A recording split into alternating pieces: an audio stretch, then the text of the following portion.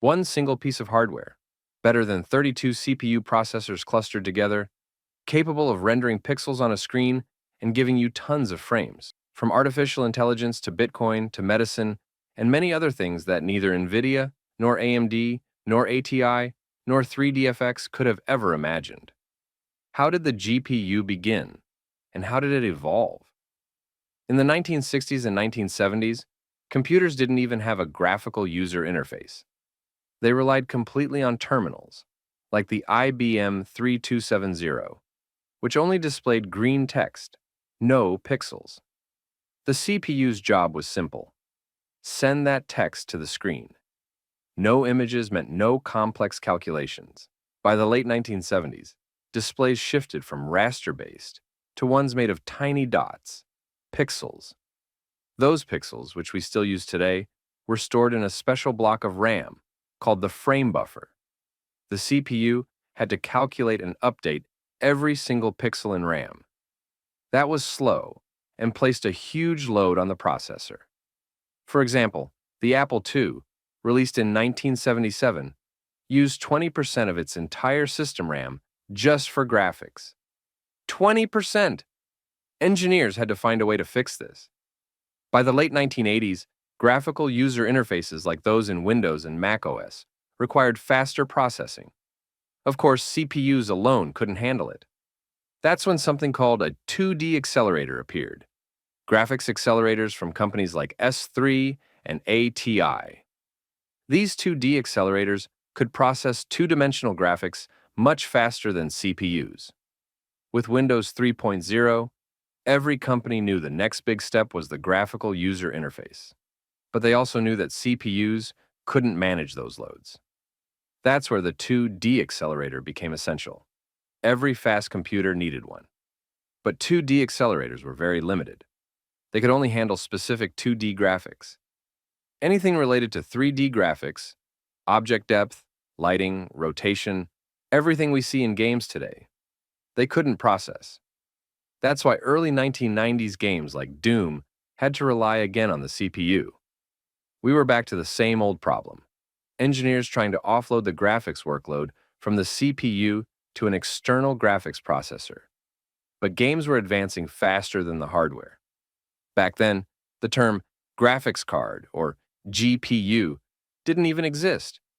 They were called graphics accelerators, or video cards.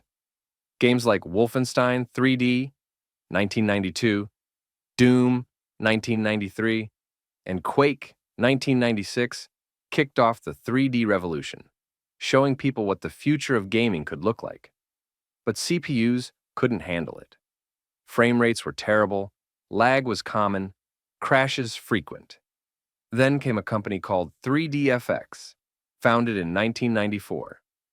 They released the first true 3D graphics card in 1996, the Voodoo.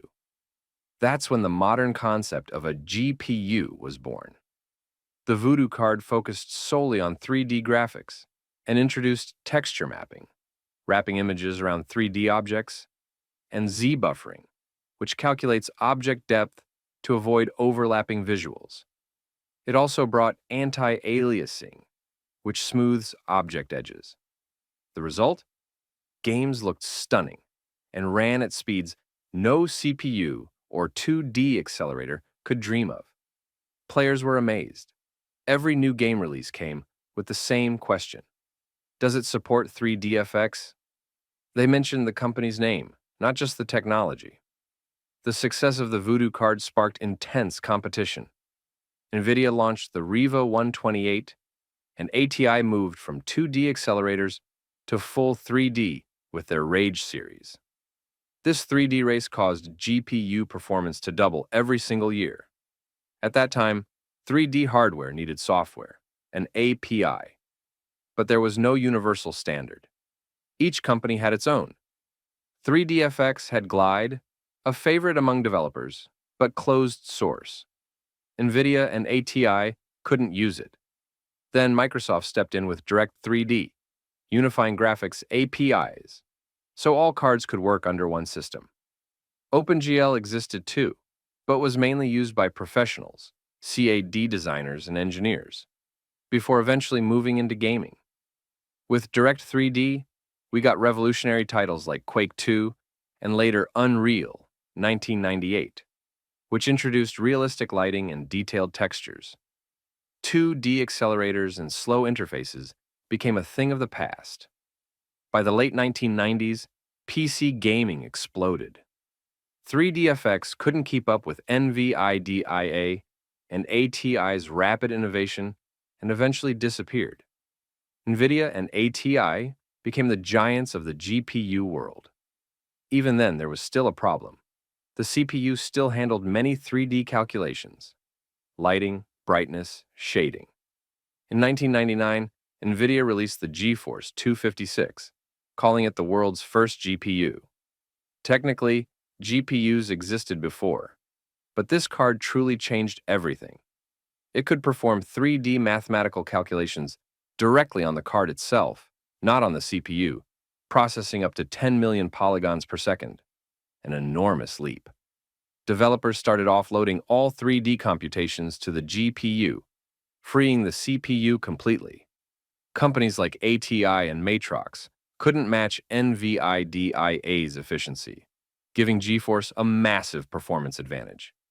NVIDIA began to dominate. In 2001, Microsoft released DirectX 8, introducing programmable shaders, vertex shaders to control 3D object positions with precision, and pixel shaders to define the color of every pixel. These enabled effects like reflections, metal shine, and firelighting, massive visual upgrades. By 2006, DirectX 10 introduced unified shaders, merging vertex and pixel units into a single dynamic system. Researchers realized this new structure could be used for scientific computing, simulations, physics modeling, even early AI experiments. NVIDIA noticed this trend and developed GPGPU, general purpose GPU computing, allowing GPUs to process non-graphical tasks. This led to CUDA, launched in 2006. CUDA remains revolutionary to this day, turning GPUs from graphics processors into universal computational engines. This brings us to the second part of the story: GPUs, becoming more than gaming hardware. We went from asking, can this card run Quake or Doom, to GPUs, simulating black holes, training AI models, and more. When CUDA launched with the GeForce 8800, developers could finally write code that ran directly on the GPU. Before CUDA, scientists had to trick GPUs by feeding them data disguised as images. CUDA solved that, transforming GPUs into supercomputers capable of processing billions of data points. At the time, one GPU could outperform 32 CPUs in a cluster for complex tasks like molecular simulations. Imagine, one single piece of hardware stronger than 32 CPUs combined. In 2009, OpenCL emerged, supported by AMD, Intel, and Apple. Think of OpenCL as Android and CUDA as iOS. CUDA dominated AI and scientific research, but OpenCL opened the door for other hardware vendors. By 2010, GPUs became essential for deep learning and neural networks. In 2012, AlexNet changed everything in computer vision, training on just two GTX 580 GPUs. That model marked a turning point in artificial intelligence. But I wasn't the only revolution GPUs powered. They also drove Bitcoin and Ethereum mining, as GPUs were perfect for parallel hashing. In 2018, supercomputers like Summit relied on GPUs for 80% of their performance. Self-driving cars used NVIDIA Drive to process real-time sensor data. NASA used GPUs for decoding images from space probes. Military systems used them for radar and sonar. Media creators use them for video rendering. In Adobe Premiere, DaVinci Resolve, Blender, and CGI production for studios like Marvel and Pixar. Streamers on YouTube and Twitch relied on GPU encoding. Architects and engineers used GPUs for simulation in CAD software, from bridge stress analysis to aerodynamic modeling.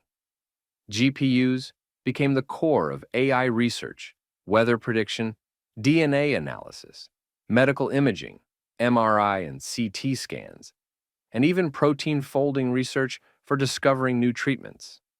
In short, the GPU has gone from a tool for gamers to a cornerstone of modern technology, powering everything from AI and supercomputers to self-driving cars, medicine, and defense systems. Ironically, NVIDIA, once a gaming company, made its fortune from AI, not games. This is the story of graphics cards and GPUs, how they evolved from simply drawing pixels for gamers to powering the most advanced technologies on Earth. If you want more hardware stories, tell me in the comments. I'll make another video about it. See you in the next one. Goodbye.